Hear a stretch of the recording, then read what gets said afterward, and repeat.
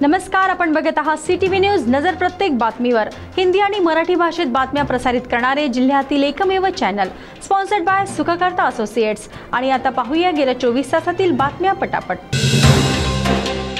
आतापर्यंत आपण pre wedding photoshoot आणि व्हिडिओ शूटिंग पाहिले आहेत. मात्र अमरावतीत आता द फेक वेडिंगचा नवा ट्रेंड पाहायला मिळतोय. अमरावतीत एक बार चालकानं अल्पवयीन मुला-मुलींना घेऊन थेट फेक वेडिंग पार्टीचं आयोजन केले आहे. या पार्टीत अल्पवयीन मुले-मुली विचित्र स्थितीत आढळून आल्याने अमरावतीत खळबळ उडाली आहे. भद्रावती तालुक्यातील बरांज येथील ओपनकास्ट खदानीमुळे प्रकल्पग्रस्त शेतकऱ्यांच्या रखडलेल्या मागण्या आणि टाकळी जिना बेलोरा येथील अरबिंदो कोळसा खान कंपनीमुळे शेतकऱ्यांचे पुनर्वसन भूमी अधिग्रहण रखडल्याने 15 जुलैपासून चंद्रपूर जिल्हाधिकारी कार्यालयासमोर अन्यायग्रस्तांचे धरणे आंदोलन सुरू आहे. या आंदोलनाला भारतीय जनता पार्टी जिल्हा महानगरच्या पदाधिकाऱ्यांनी भेट दिली आणि या आंदोलनाला पाठिंबा दर्शविला आहे. आठवड्यातून 2-3दा किंवा दररोज उत्तर भारतात गाड्या चालवणे, बल्लारशाह येथून गोंदिया बरौनी ट्रेन सुरू करण्याची आणि आठवड्यातून 2 दिवसांऐवजी दररोज गंगा कावेरी एक्सप्रेस चालवण्याची मागणी भाजप कामगार मोर्चाचे राज्य सरचिटणीस आणि मध्य रेल्वे झेडार UCC मुंबईचे सदस्य अजय दुबे यांनी केंद्रीय रस्ते वाहतूक आणि महामार्ग मंत्री नितीन गडकरी यांना पत्र लिहून विनंती केली होती. या मागणीची तात्काळ दखल घेत केंद्रीय मंत्री नितीन गडकरी यांनी रेल्वे राज्यमंत्री V सोमण्णा यांना पत्र लिहिले व यासंबंधी आवश्यक ती कारवाई करण्याची आणि रेल्वे अधिकाऱ्यांना योग्य सूचना देण्याची विनंती केली आहे. शहरातील मोठ्या इमारती, मॉल, दवाखाने, हॉटेल यांना शासनाच्या अन्य परवानगीसह अग्निशमन हरकत प्रमाणपत्र घेणे बंधनकारक आहे. मात्र शहरातील अनेक आस्थापने याकडे कानाडोळा करत असल्याने अशा आस्थापनांवर चंद्रपूर महानगरपालिकेद्वारे कारवाईची विशेष मोहीम राबवण्यात येणार आहे. मणीत लोकशाहीवादी जनसुरक्षा बिलाची होळी करण्यात आली आहे. लोकशाहीवादी विचारांच्या नागरिकांनी या जनसुरक्षा विधेयकाचा तीव्र विरोध दर्शवत आंदोलन केले. आंदोलनकर्त्यांनी भाजपवर गंभीर आरोप करत म्हटले की जनसुरक्षा विधेयकाच्या आडून सरकार लोकांचे मूलभूत अधिकार हिरावून घेत आहे.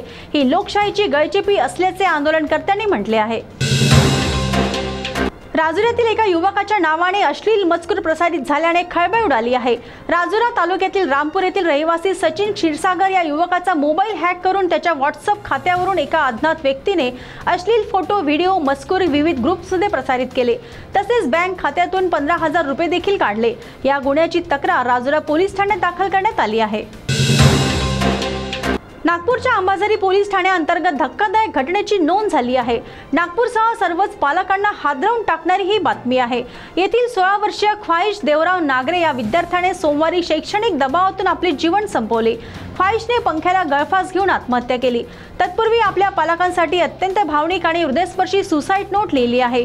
ख्वाहिशने लिहिलेली चिठ्ठी प्रत्येक पालकांसाठी एक प्रकारे इशारा आणि डोळ्यातून पाणी आणणारी आहे. वणीहून नागपूरसाठी निघालेल्या धनश्री ट्रॅव्हल्सचा अपघात झाला आहे. ट्रॅव्हल्स सुरू होऊन अर्धा किलोमीटरवरही येण्याआधीच नागपूरच्या कॉटन मार्केट समोर एका TVS मोपेड चालकाला धडक दिली. त्यानंतर ट्रॅव्हल्स चालकाचे नियंत्रण सुटले व बस डिवायडरवर चढली.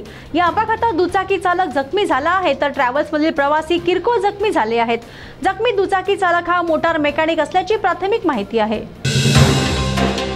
राजुरा तालुक्यातील सास्ती गावात भावानेच भावाचा खून केल्याची घटना घडली आहे. या प्रकरणी राजुरा पोलिसांनी आरोपीला अटक केली आहे. मृतकाचे नाव 45 वर्षीय मारुती भिवणकर तर आरोपीचे नाव दत्तू भिवणकर असे आहे. आरोपीला दारूचे व्यसन असल्याने 2 भावांमध्ये नेहमीच खटके उडायचे. त्यातच 14 जुलैला कडाक्याचे भांडण झाल्यानंतर 15 जुलै रोजी हे हत्याकांड घडले. चंद्रपूर जिल्ह्याच्या सीमा भागातील 14 गावे महाराष्ट्रात सामावून घेणार आहेत. जिवती तालुक्यातील ती 14 गावे निवडणुकीच्या वेळी नेहमीच चर्चेत येत असतात. त्या गावांचा प्रश्न आता सुटणार असून ही गावे महाराष्ट्रात सामावून घेणार असल्याचे सांगितले जात आहे. मुख्यमंत्री फडणवीस यांनी याबाबत निर्देश दिले असून त्यानुसार लवकरच हा निर्णय घेतला जाईल. तर या होत्या आजच्या पटापट बातम्या. लवकरच भेटूया पुन्हा काही नव्या बातम्यांसह. तोपर्यंत अशाच बातम्यांची अपडेट पाहण्यासाठी बघत रहा CTV न्यूज. नजर प्रत्येक बातमीवर. नमस्कार.